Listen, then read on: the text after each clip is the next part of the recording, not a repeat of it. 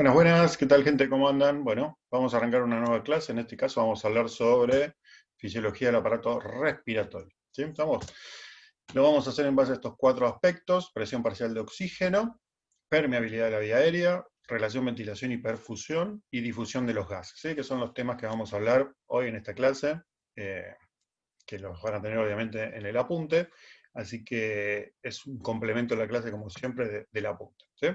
Vamos a arrancar con presión parcial de oxígeno. ¿Sí? ¿Qué significa esto? Esto es un gráfico que representa la proporcionalidad de gases que hay en el aire ambiente, ¿sí? En el aire atmosférico. ¿Sí? Nosotros nosotros ventilamos aire hacia nuestros pulmones. Ese aire no es 100% oxígeno, sino que solamente tiene una proporción de un 21% de oxígeno. ¿Estamos?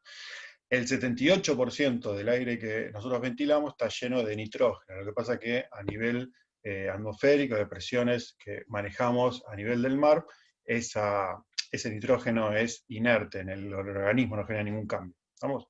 Después hay un 1% restante que está formado por gases raros. ¿Sí? Entonces, del 100% de la cantidad de aire que nosotros incorporamos, solo el 21% está formado por oxígeno, que es lo que a nosotros más nos va a interesar porque es la cantidad de gas que para nosotros es útil en el proceso de respiración celular. ¿Estamos?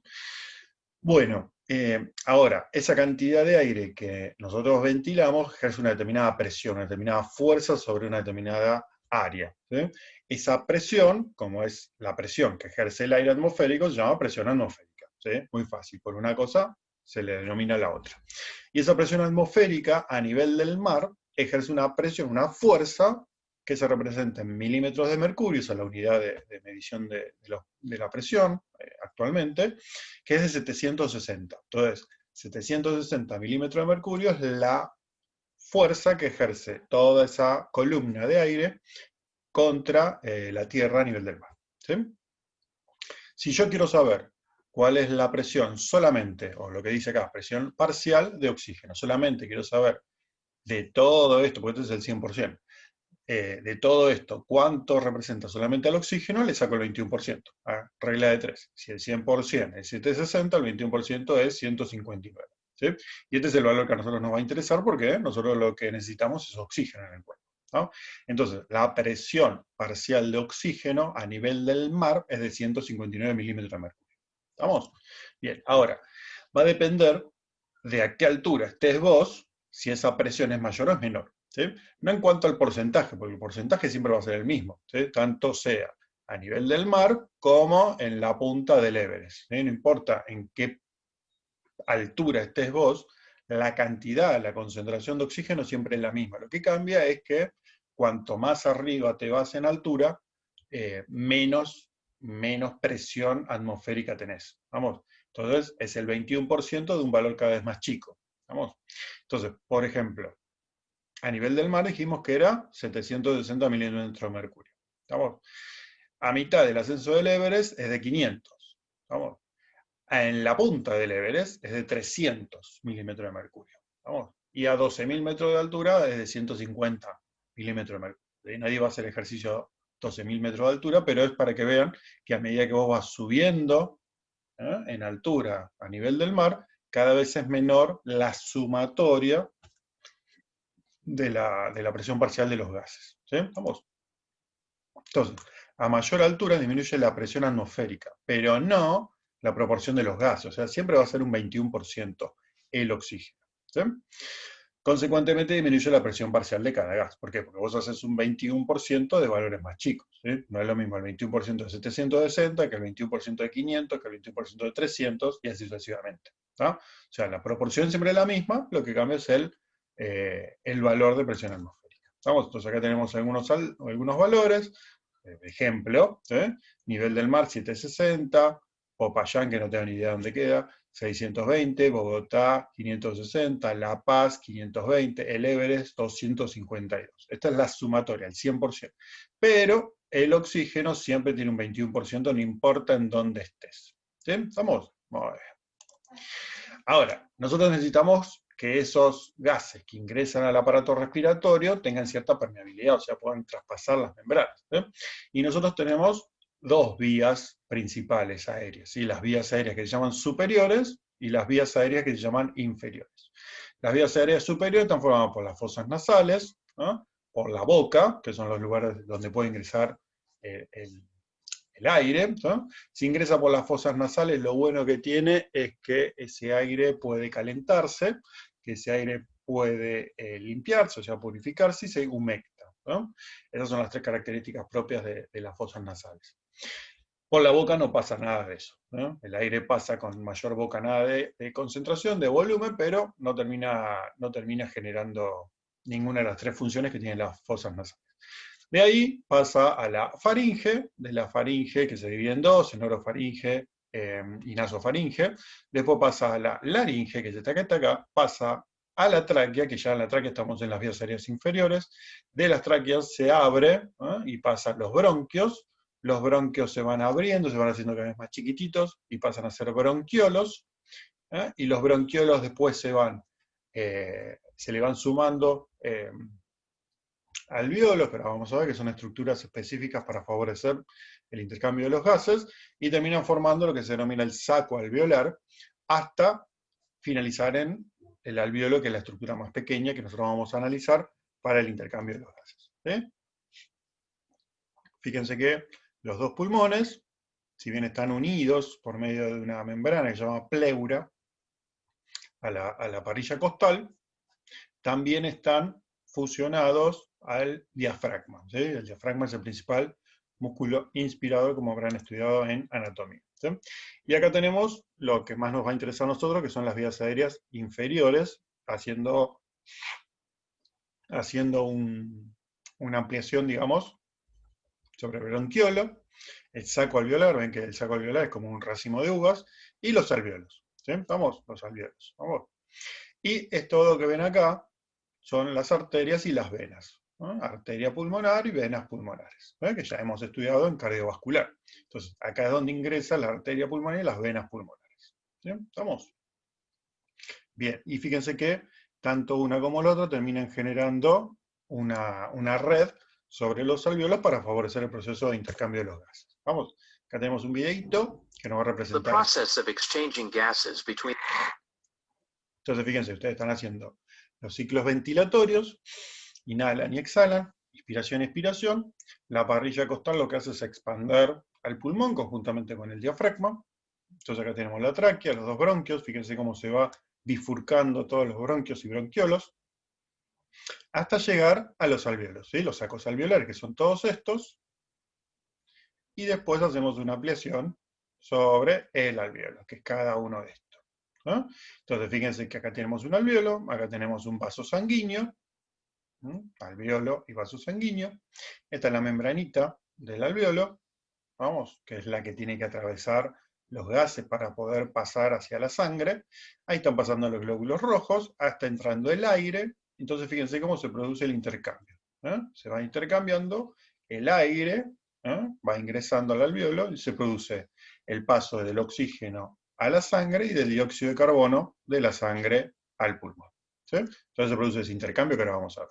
Entonces acá tenemos el alvéolo, ven ahí va el oxígeno, se mete, y el dióxido de carbono sale, ¿no? Este proceso se llama hematosis, ¿no? Entonces se produce el intercambio de los gases en la membrana entre el alvéolo y el capilar, que es esta que está acá, que la podemos ver que tenemos un dibujito. ¿Sí? ¿Se entiende? Bárbaro. Bueno, la cuestión es que ese proceso se llama hematosis. Y esa hematosis, ven acá tienen la ilustración del videito recién. Y esa hematosis se da por un proceso de difusión pasiva. ¿Vamos? Acuérdense que la difusión es el intercambio de sustancias de donde está más concentrado a donde está menos concentrado. Y es pasiva porque no necesita energía. El intercambio de los gases entre la sangre y los alvéolos, que es lo que vimos en el videito, eso se llama hematosis. ¿Estamos? Que es por gradiente de presión, o sea, de más cantidad a donde hay menos cantidad. Muy bien. Y acá tenemos la barrera, la membrana. ¿Ven? Acá tienen el alvéolo, con el flujo sanguíneo, con los vasos sanguíneos. Acá tenemos un alveolito solo con todas sus células. Vamos. Y ese alveolito solo, si ustedes miran hacemos una ampliación de este espacio, vemos esto, y acá lo que tenemos es las paredes que conforman el alvéolo, o sea, la pared alveolar y la pared capilar. Entonces tenemos la membrana alvéolo capilar. ¿sí? Entonces, el oxígeno va a difundir hacia el glóbulo rojo y de la sangre va a difundir el dióxido de carbono hacia el alveolo, ¿no? Entonces yo expiro y elimino dióxido de carbono, inspiro y meto oxígeno. Muy fácil. Acá tenemos lo mismo, pero lo importante acá es darse cuenta de este temita, que es el temita de las presiones. Ven que acá habíamos hablado que tenemos 159. Cuando nosotros inspiramos, ese oxígeno ingresa con esta presión de 159 que calculamos recién. Pero a medida que va entrando al aparato respiratorio, se va aumentando y va perdiendo concentración, entonces en definitiva lo que sucede es que llega al alveolo con una presión de 100. Entonces va perdiendo presión a medida que va llegando. Pero esa presión de oxígeno de 100 es suficiente porque por las venas pulmonares, ¿no?, llega con una presión de 40.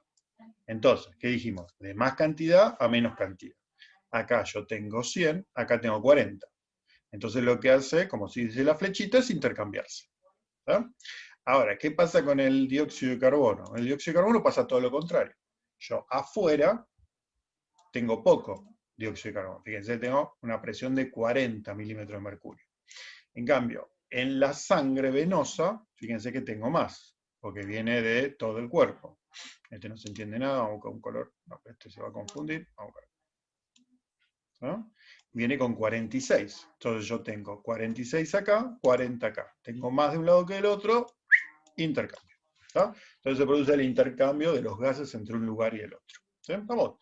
Y en definitiva, hacia el corazón vuelve sangre con mucho oxígeno y con poco dióxido de carbono.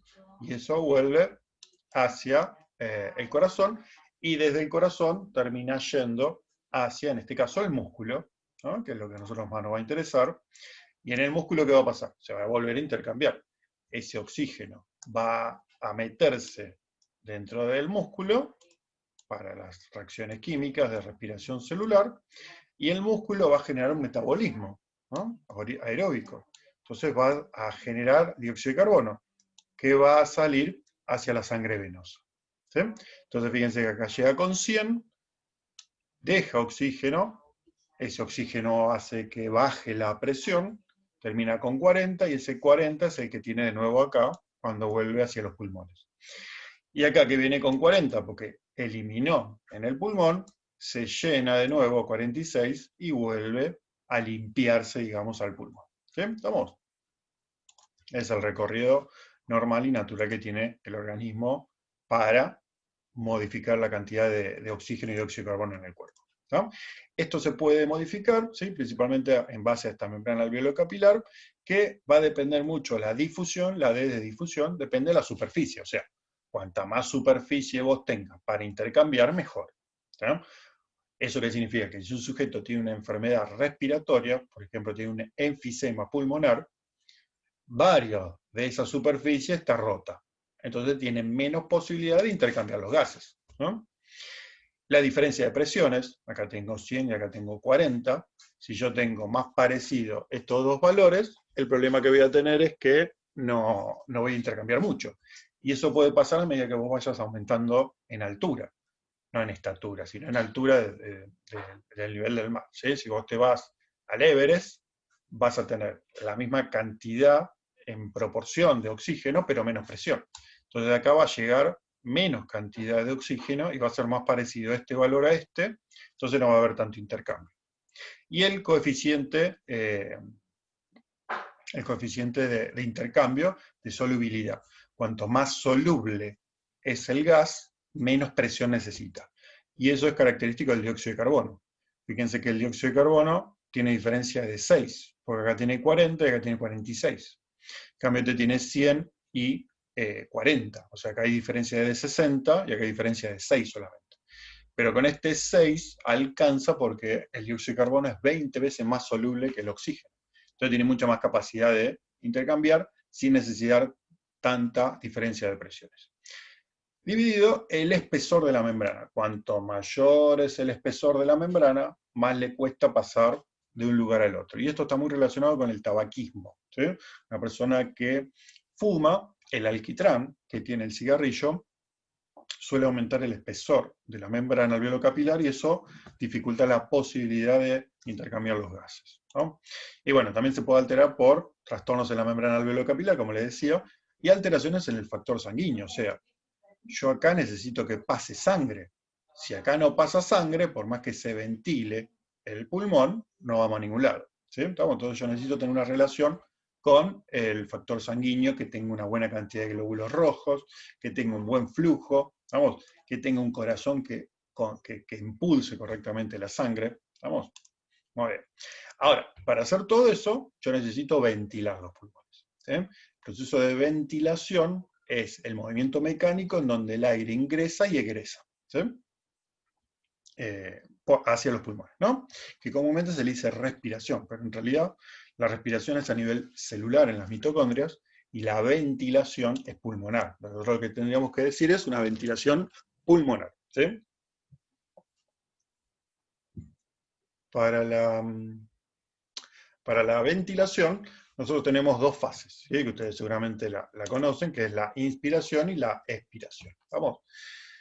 En la inspiración se da el proceso activo de contracción de la musculatura inspiratoria, que ya vieron en anatomía, principalmente por el diafragma, que es lo que hace, que es el que está acá dibujado acá abajo, este tipo cúpula, ese es el diafragma, que lo que hace es ampliar los 3 diámetros del pulmón, ¿sí? El diámetro longitudinal, anteroposterior y transversal. Entonces, lo que genera es una presión negativa adentro del pulmón y eso facilita el ingreso de aire hacia el pulmón. ¿Vamos? Entonces, la inspiración siempre es un proceso activo. La expiración es el proceso inverso, es el aumento de la presión a nivel pulmonar, la presión positiva, digamos, presión torácica que comprime el pulmón para apretarlo, generar más presión y favorecer la salida de aire. ¿Estamos? Esa expiración puede ser pasiva o activa. ¿Estamos? ¿Qué diferencia hay? Pasiva no hay actividad muscular, ¿sí? Y eso se da en reposo. Cuando ustedes están en reposo, solamente hacen fuerza para expandir al pulmón. Como el pulmón es elástico, cuando vos cedés la fuerza de esos músculos para estirar el pulmón, vos lo cedés, el pulmón vuelve a achicarse, como una bandita elástica. Vos estirás la banda, haces fuerza para estirarla. No haces fuerza para achicarla, haces fuerza para estirarla. Soltás y la banda vuelve sola. Bueno, acá sería lo mismo. El tema es cuando el sujeto necesita aumentar su ritmo cardíaco, su ritmo ventilatorio, o cuando el sujeto está con alta cantidad de dióxido de carbono o sustancias que tiene que sacar.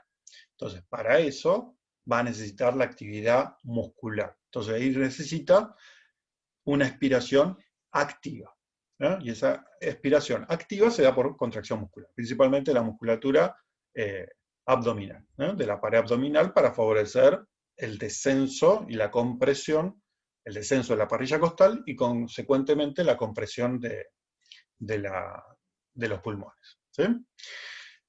La expiración siempre va a ser activa durante el ejercicio físico y siempre va a ser pasiva durante el reposo, salvo que el sujeto tenga alguna enfermedad. ¿Vamos? Muy bien. Ahora, nosotros por minuto ventilamos una determinada cantidad de aire, ¿sí? A eso se llama ventilación minuto, ¿eh? No se mataron en poner el nombre. La ventilación minuto es la cantidad de aire que movilizamos en un minuto, ¿sí? Es parecido al gasto cardíaco, pero desde el punto de vista respiratorio. Y está formado por dos variables, la frecuencia ventilatoria, o sea, la cantidad de ciclos ventilatorios que vos vas haciendo, que por lo general en un adulto es de 12 a 16, pudiendo llegar a 20, y la cantidad de aire que metes y sacás en cada ciclo, que vendría a ser como el volumen sistólico, que se llamaba volumen corriente, que es aproximadamente de 500 mililitros, pero en realidad habría que hacer la cuenta en base a la masa corporal del sujeto, ¿sí? Porque no es lo mismo una persona de una gran talla, de una gran contextura física, que una persona de la misma edad, pero de menor contextura física. Entonces, proporcionalmente, se calcula que son entre 6 y 8 mililitros por kilogramo de peso, ¿sí? Pero en la mayoría de los libros de texto van a encontrar que son 500 mililitros porque se toma al típico varón de 70 kilos, ¿no? Bien. Ahora, esto es una contracción muscular, ¿sí? nosotros necesitamos contraer los músculos y relajarlos. Y eso siempre, ¿quién lo hace? El sistema nervioso central. El sistema nervioso central va a regular ese ciclo ventilatorio, ¿sí? Y lo va a regular en base a información, como siempre, como hemos visto en el sistema nervioso, de receptores periféricos, ¿no? En realidad tenemos receptores periféricos y receptores centrales, dentro del sistema nervioso central. Entonces lo que va a medir es la concentración de gases, ¿no? Porque el aparato respiratorio, en definitiva, ¿qué mueve? Gases. Entonces lo que mide es la cantidad de gases, fácil, fácil. Y para medir eso, utiliza los quimiorreceptores, ¿sí? Los quimiorreceptores los habíamos nombrado en la clase de sistema respiratorio, miden sustancias químicas en la sangre, ¿no? Y en el líquido cefalorraquídeo, que son los, en este caso, van a ser los quimiorreceptores centrales. Entonces lo que van a medir es la concentración principalmente de dióxido de carbono, porque el aumento de dióxido de carbono es tóxico para el cuerpo y te puede alterar el medio interno, principalmente el pH de la sangre, y eso termina generando una alteración orgánica, multiorgánica. Pero también tenemos receptores a nivel de las pleuras, ¿sí? De los pulmones, digamos, ¿sí? De la membrana que recubre el pulmón, que va a medir el grado de estiramiento que va a tener ese pulmón, ¿sí? Hasta llegar a un punto en el cual, por reflejo, hace que se produzca una disminución en esa tensión que genera la pleura al estar expandiendo. Es como un globo, ¿sí? Un globo, si vos agarras y inflas un globo, ese globo se va a expandir, expandir, expandir, llega un momento en el cual es tanto el estiramiento que tiene la goma con la cual se forma el globo que ya no aguantan las uniones moleculares de esa goma y explota el globo, ¿sí? La idea es que no te exploten los pulmones. Entonces, para evitar eso, nosotros tenemos receptores que te dicen hasta qué punto vos podés expandir el pulmón, ¿sí? Que normalmente, en el caso tradicional, no tenés problema, pero es una forma que tiene el sistema nervioso para regular la profundidad de la ventilación, ¿sí?